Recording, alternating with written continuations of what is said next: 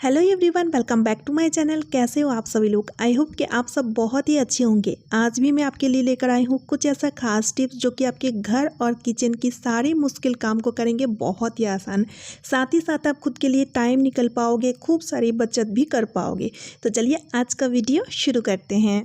दोस्तों, चांदी के जेवर यानी कि सिल्वर ज्वेलरी हम सभी महिलाएं यूज़ तो करते ही करते हैं, बल्कि डेली यूज़ करते हैं। जैसे कि बिछिया या फिर पायल, इस तरह का जो ज्वेलरी होता है ना, वो हम डेली वेयर करते हैं। इससे क्या होता है, ये बहुत ज़्यादा गंदा हो जाता है। और सिल्वर ज्वेलरी होता क्या है, चाहे आप उसे पहनो या फिर रखे रहो, उसमें कालापन आ जाता है। अब देखिए, इसे साफ़ करने के लिए सोनार के पास जाना पड़ता है, लेकिन आज मैं आपको बताऊँगी एक बहुत ही बढ़िया सा ट्रिक। घर बैठे ही चुटकियों में इसे आप साफ़ कर पाओगे। तो यहाँ पे आपको लेना है एक बर्तन, 1 गिलास पानी उसमें डाल दीजिए और उसके बाद हम लेंगे मेडिसिन की खाली रैपर। यानी कि जब हम टैबलेट वगैरह खा लेते हैं तो इस तरह का खाली रैपर जो होता है ना, आप उसको ले लीजिए। और आपको इसी तरह का रैपर लेना है जो कि फॉयल पेपर से बना हुआ होता है। इसके जगह आप फॉयल पेपर भी ले सकते हो, लेकिन इस तरह का रैपर जो कि है वो सबके घर में अवेलेबल होता है, इसलिए मैं आपको इससे ही करके दिखा रही हूँ। तो आप फॉयल पेपर या फिर इस तरह का रैपर जो आपके पास अवेलेबल हो उससे आप कर सकते हो। उसके बाद इसे हमें गैस पे चढ़ा देना है। हाफ चम्मच की करीबन बेकिंग सोडा इसमें डाल देना है।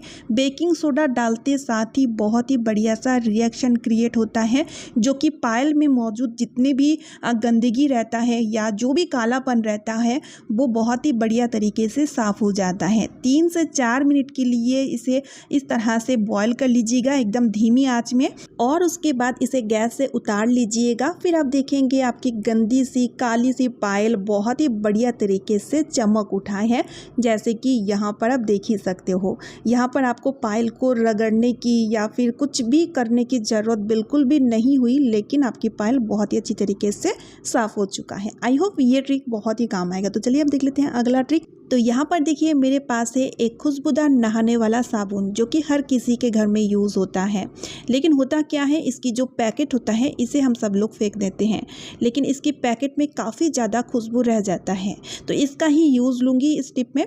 तो यहाँ पर हमें क्या करना है, लेना है एक नैप्थोलिन बॉल यानी कि नैप्थोलिन टैबलेट ले लीजिए और उसे ना इस तरह से क्रश कर लीजिए। यहाँ पर आपको नैप्थोलिन का पाउडर बिल्कुल भी नहीं बनाना है, बस हल्के से इसे क्रश कर लीजिए और इस पैकेट के अंदर उसे आप डाल दीजिए। ठीक है, तो यहाँ पर देखिए इस पैकेट की दोनों साइड की माउथ खुला हुआ है, यानी कि ओपन है। तो इसमें से ना एक साइड की माउथ को हम बंद कर देंगे, डबल टिप चिपका देंगे तो आराम से ये बंद हो जाएगा। चाहे तो आप सेलो टेप का यूज़ भी ले सकते हो। उसके बाद आपको लेना है सेफ्टी पिन, और सेफ्टी पिन की मदद से देखिए पैकेट की चारों ओर छोटी छोटी सी छेद बना देंगे, ताकि जो नैप्थोलिन हमने डाली है ना उसका खुशबू बाहर निकल के आ पाए। ठीक है, अब हम क्या करेंगे, एक छोटा सा टुकड़ा डबल टिप का और लेंगे और इसकी पीछे साइड में चिपका देंगे। तो यहाँ पर देखिए इसकी एक साइड की माउथ जो खुला है इसे आप खुला ही छोड़िएगा, इसे बंद मत कीजिएगा।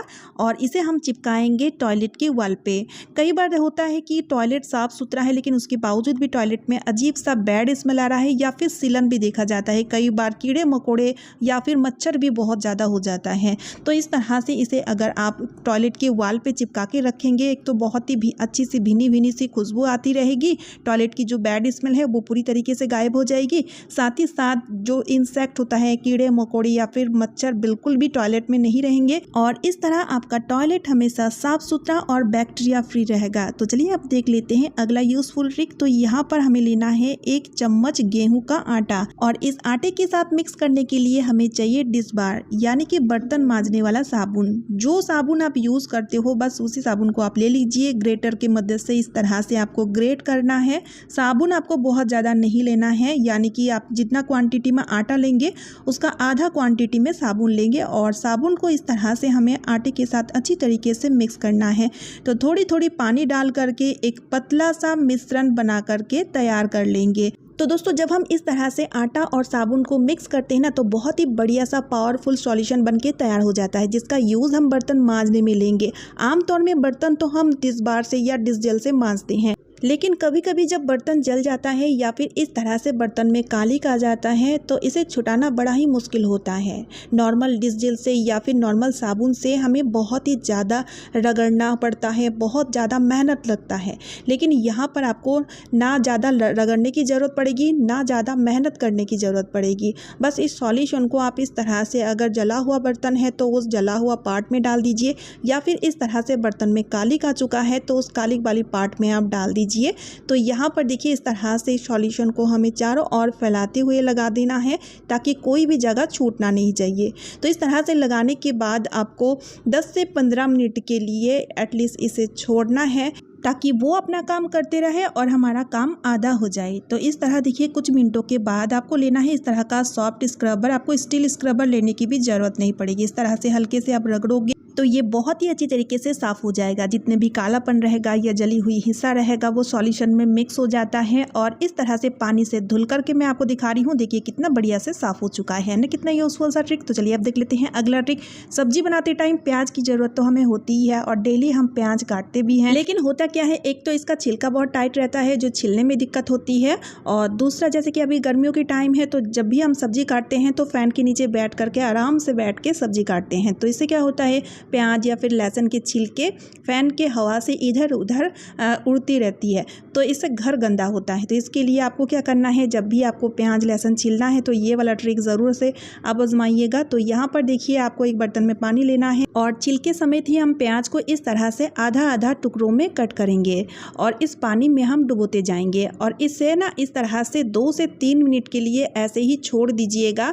तो इससे क्या होगा, इसकी जो छिलके होंगे वो बहुत ही अच्छी तरीके से सॉफ्ट हो जाएंगे, जिससे इस छिलके को अब हम बहुत ही आसानी से निकाल पाएंगे। और दूसरी चीज़ देखिए, छिलके उड़ेंगे भी नहीं तो आपके घर भी गंदे नहीं होंगे। तो अब हम इस प्याज को अलग करके रखेंगे और इस पानी को भी हम फेंकेंगे नहीं। इसका यूज़ मैं आपको बाद में बताऊंगी, तो इसको मैं साइड में रख रही हूँ। अब देखिए कई बार हम जल्दबाजी में होते हैं और जल्दी जल्दी प्याज काटने के चक्कर में हम अपना उंगली ही काट बैठते हैं, और जो लोग बिगिनर होता है उनके लिए तो बहुत डिफिकल्ट होता है अक्सर, जो कि प्याज काटते टाइम उंगली काट लेते हैं। तो इसके लिए एक बहुत ही बढ़िया सा ट्रिक है, लेना है आपको फोक, और फोक को देखिए इस तरह से प्याज की एक साइड में आपको फंसा देना है और उसके बाद जैसे आप नॉर्मली प्याज की स्लाइस काटते हो इसी तरह से आपको काट लेना है। तो इससे चाहे आप कितना भी जल्दी प्याज काटो या फिर आपको कितना भी जल्दबाजी हो, आपका उंगली बिल्कुल भी नहीं कटेगा, उंगली कटने का डर बिल्कुल भी नहीं बना रहेगा। अब देखिए इस तरह से प्याज की स्लाइस जो है ना मोटे मोटे से होते हैं।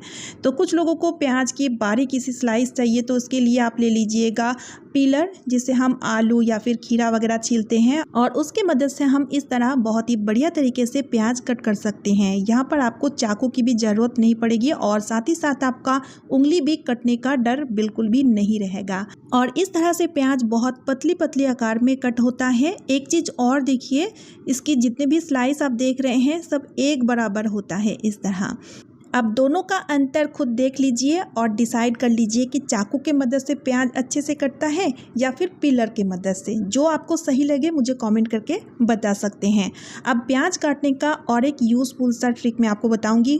कई बार क्या होता है, शिफ्टिंग के चक्कर में चाकू या फिर पिलर कुछ भी हमें नहीं मिल रहा है और हमें खाना भी बनाना है, प्याज भी काटना है, तो उस इमरजेंसी टाइम में ये वाली ट्रिक आपका काम आने वाला है। तो यहाँ पर आपको लेना है ग्लास, और ग्लास के मदद से भी हम बहुत ही बढ़िया तरीके से प्याज कट कर सकेंगे।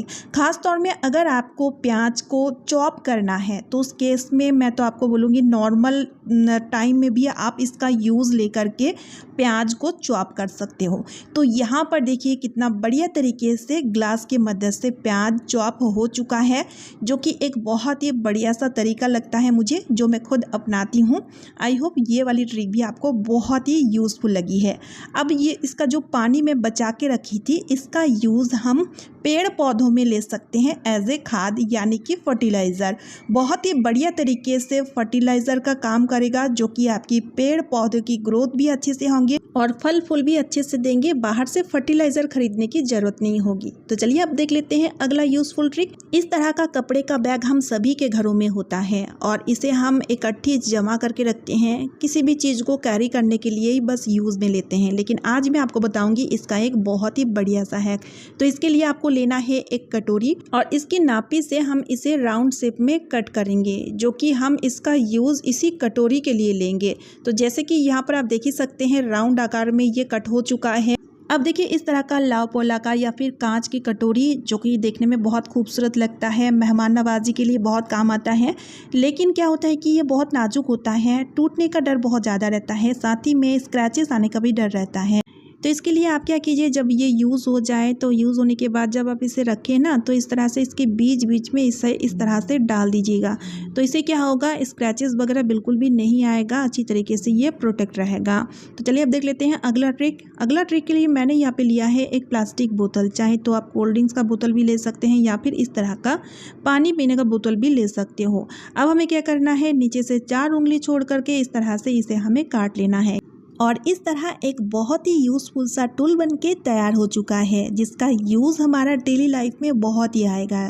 तो यहाँ पर देखिए इसकी जो ढक्कन है उसे हमने खोल लिए हैं और पूरी छानने वाला जो तार वाला झाड़ा होता है उसे हमें लेना है और क्या करेंगे, उसकी हैंडल को इस तरह से बोतल के माउथ में डाल देंगे। अब देखिए कितना यूज़फुल सा टूल है, आपका हाथ अब खाना बनाते टाइम पूरी तरीके से प्रोटेक्ट हो जाएगा। जब कभी भी हम पूरी या फिर पकौड़ी वगैरह तलते हैं तो अक्सर आपने देखे होंगे तेल के छींटे आते हैं और हाथ जल जाते हैं। तो अब से इस तरह का दिक्कत बिल्कुल भी नहीं होगा, खासतौर में बिगिनर के लिए तो बहुत ही ज़्यादा यूज़फुल रहेगा। और सिर्फ पूरी पकौड़ी तलते टाइम नहीं, अगर आप खाना भी बनाते हो तब भी देखिएगा ये बहुत ही बढ़िया तरीके से आपका काम आएगा, क्योंकि बोतल से आपका हाथ पूरी तरीके से प्रोटेक्ट हो जाता है।